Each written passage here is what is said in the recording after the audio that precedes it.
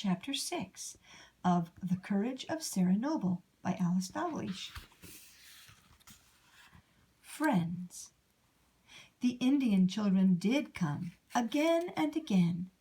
Sarah soon lost all fear of them, and they of her. At first, the children all looked alike to Sarah. Then she began to know each one.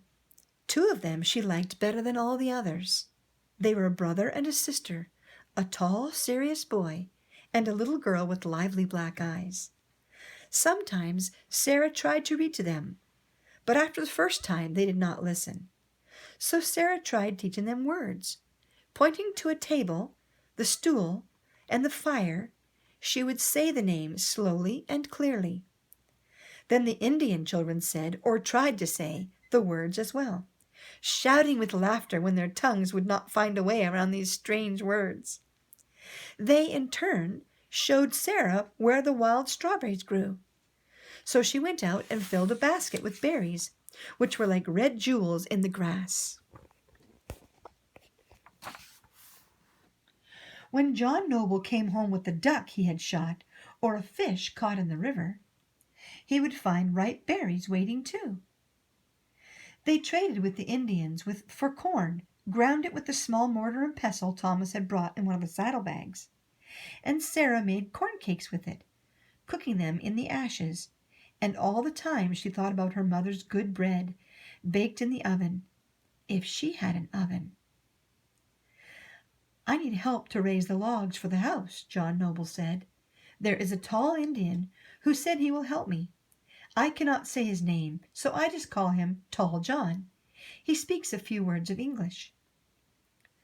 "Father," Sarah said, "the Indian children point to their houses and want me to visit them. Should I go?" John Noble did not answer at once. He sat with his head in his hands, saying not a word. This was his daughter, and he had brought her to this wild place. Often and often he had wondered if he had done right, and what after all did he know about these strange people. Sarah waited for her father to speak.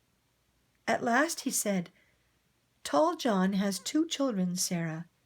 I think they are among those who come here. I would trust you if you go to the house of Tall John."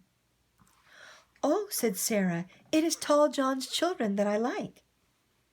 So Sarah went often to the house of Tall John and his wife. She could not say the long, long names of the children, so she called the boy Small John, and she called the girl Mary after her mother.